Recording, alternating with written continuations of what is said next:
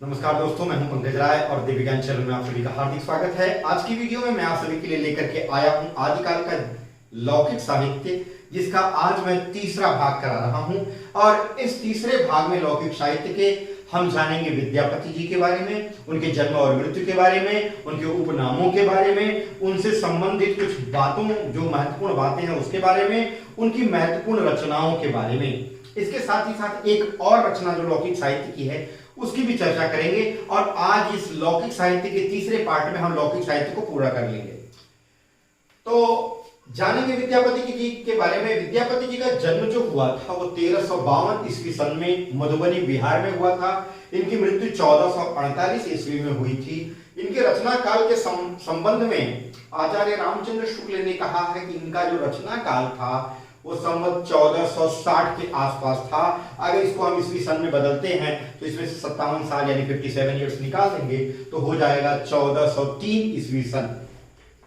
इनके उपनाम ये कई और उपनामों से भी प्रसिद्ध थे। ये उपनाम थे मैथिल कोकिल। मैथिल कोकिल कहने का इनको तब कहा जाने लगा जब इन्होंने पदावली लिखा, और जिसकी भाषा इन्होंने मैथिली भाषा, जो उस समय देश काल की भाषा थी, आम जनों की भाषा थी, यानी आम लोगों की भाषा थी। आम लोगों के प्रयोग में जो मैथिली भाषा आ रही थी उस समय के परिवेश में, उनके आसपास के वातावरण में, या हम कह सकते हैं उनके आसपास के क्षेत्र में जो भाषा प्रचलित थी वो थी मैथिली।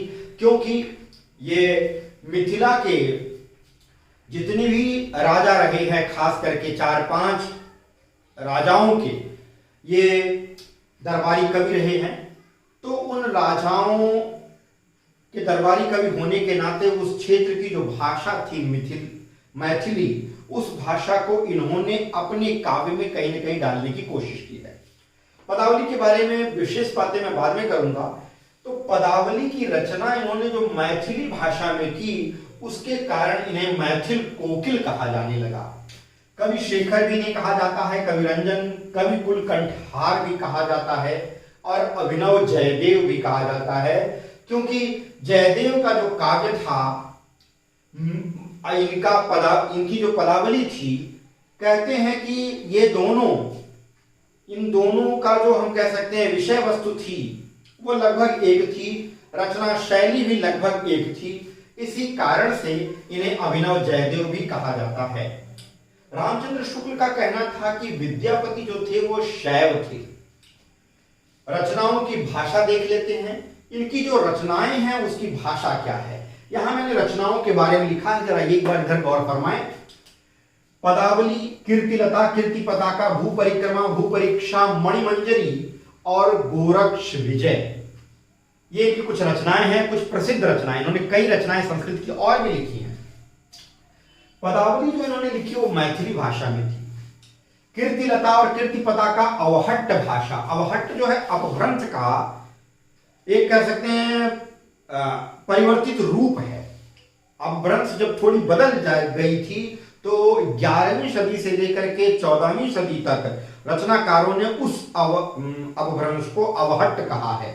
तो कीर्तिलता और कीर्ति पताका, जो कि राजा कीर्ति सिंह जो थे उस समय, जो हम कह सकते हैं कि मिथिला के राजा हुआ करते थे कीर्ति सिंह, उनके यश कीर्ति पर निर्भर है। इस रचना के बारे में डिटेल में बाद में बताऊंगा, लेकिन इसकी भाषा अभी जान जाइए।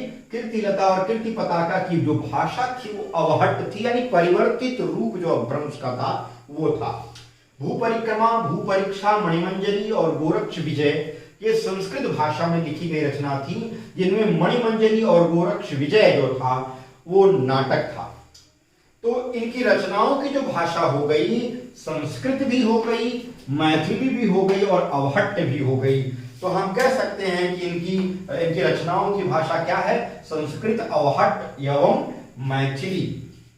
आगे देख लेते हैं। विद्यापति के अधिकतर जो काव्य थे वो श्रृंगार के ही हैं, यानी उसमें श्रृंगार रस की प्रधानता है, और जिनमें जो नायक और नायिका हैं वो राधा और कृष्ण हैं। ज्यादातर इनके काव्य की जो भाषा थी वो श्रृंगार रस से ओतप्रोत थी, और उसके नायक और नायिका राधा और कृष्ण हुआ करते थे। विद्यापति को आदिकाल और भक्तिकाल का संधि कवि कहा जाता है। कारण क्या है? क्योंकि इन्होंने अपभ्रंश मिश्रित काव्य लिखा, जिसके कारण इन्हें आदिकाल में भी रखा जाता है।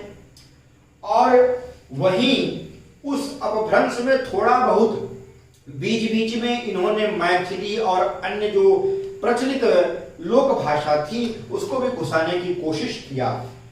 दूसरी बात यह है कि इन्होंने जो अपने काव्य के नायक और नायिका रखने की कोशिश की वो राधा और कृष्ण को रखा, जिसके कारण कुछ रचनाकार ऐसा मानते हैं कि ये भक्त कवि थे। तो इसलिए विद्यापति को ये लोग आदिकाल और भक्तिकाल का संधि कवि कहते हैं।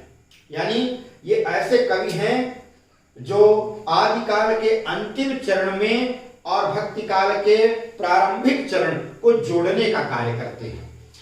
हजारी प्रसाद द्विवेदी ने इनको श्रृंगार रस का वाक सिद्ध कवि कहा था। जॉर्ज गियर्सन ने इनको रहस्यवादी कवि माना था। विद्यापति को भक्त कवि मानने वाले कुछ रचनाकार हैं जो कहते हैं कि विद्यापति, क्योंकि इनके जो काव्य के जो नायक और नायिका हुआ करते थे वो राधा और कृष्ण ज्यादातर हुआ करते थे, इसलिए लोगों का कहना है कि ये भक्ति के कारण इन्होंने ऐसा किया है, अपने नायक और नायिका काव्य की जो है राधा और कृष्ण को रखा है। तो भक्त कवि मानने वाले कुछ रचनाकार हैं, जैसे हजारी प्रसाद द्विवेदी इनको भक्त कवि मानते हैं, जॉर्ज गियर्सन इनको भक्त कवि मानते हैं, पंडित हर प्रसाद शास्त्री जी इनको भक्त कवि मानते हैं। कुछ ऐसे भी रचनाकार हैं जो इनको भक्त कवि ना मान करके श्रृंगारी कवि मानते हैं। वो कहते हैं कि नहीं, ये भक्त वाली बात नहीं थी, इन्होंने राधा और कृष्ण का जो सहारा लिया है उसके जरिए इन्होंने श्रृंगार को झोंकने की कोशिश की है काव्य के अंदर। तो विद्यापति को श्रृंगारी कवि मानने वाले जो रचनाकार थे उनमें है रामचंद्र शुक्ल जी, राम कुमार वर्मा, रामवृक्ष वेनीपुरी और डॉक्टर बाबू राम। गौर करेंगे सबके नाम के आगे राम राम लगा है। राम से रामचंद्र शुक्ल, राम से राम कुमार वर्मा, राम से रामवृक्ष वेनीपुरी, और लास्ट वाला जो नाम है याद रखने के लिए याद रखिए, उसमें राम जो आया है वो बाद में है, डॉक्टर बाबू राम। ठीक, आगे आ जाइए। रचनाओं के बारे में मैंने आपको बता दिया। अब हम पहली रचना देखते हैं पदावली के बारे में। पदावली जो थी इसकी रचना के कारण ही इनको मैथिल कोकिल कहा गया। क्यों? क्योंकि इस रचना की जो भाषा थी वह मैथिली थी। इस रचना की मैथिली भाषा में की गई थी। तो ये जो काव्य था, इसकी रचना जो हुई थी वो मैथिली भाषा में हुई थी, इसी कारण से इन्हें मैथिल कोकिल कहा गया। पदावली में जो इनका जो ये काव्य है, इसमें कृष्ण और राधाभिषेक श्रृंगार के पद हैं, यानी इन दोनों लोगों को ही लेकर के इनसे जुड़े हुए इनके ही विषय में श्रृंगार के काव्य लिखे गए हैं या पद लिखे गए हैं।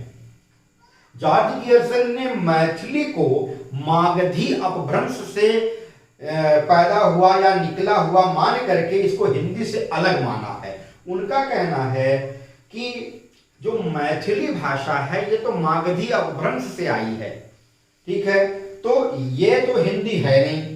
लेकिन रामचंद्र शुक्ल का कहना है, आचार्य रामचंद्र शुक्ल का, उनका कहना है कि शब्दों में कुछ प्रत्यय खाली लगा देने से और उस आधार पर जो काव्य शास्त्र के ज्ञाता हैं उसको वे लोग शब्दों में कुछ प्रत्यय लगा देने के कारण या शब्दों में कुछ प्रत्ययों के आधार पर साहित्य का विभाजन नहीं करना चाहिए उनको, क्योंकि जब कोई रचना लिखी जाती है तो उसका प्रभाव बहुत दूर तक होता है और इस रचना का प्रभाव बहुत दूर तक था।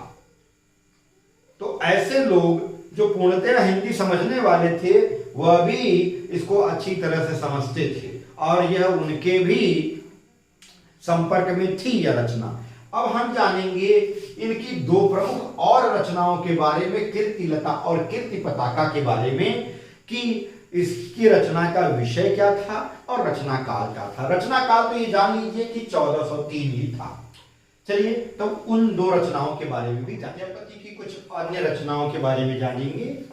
हमने उनकी पदावली के बारे में जाना, और हम जाने कीर्तिलता उनकी एक रचना थी और कीर्ति पताका, ये दो रचनाएं उन्होंने तिरहुत यानी मिथिला के राजा कीर्ति सिंह की वीरता, उदारता, गुणग्राहिता आदि का वर्णन करने के लिए लिखी थी।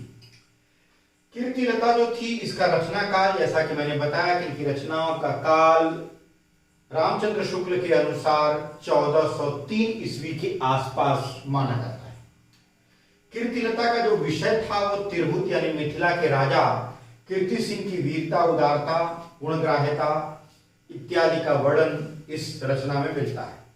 इस रचना की जो भाषा थी, इस रचना में देश भाषा यानी कि आम जनजीवन की जो भाषा थी उसका बीच बीच में प्रयोग किया गया है और इसके साथ साथ अपभ्रंश के दोहे, चौपाई, छप्पे छंद, गाथा आदि का भी वर्णन किया गया है।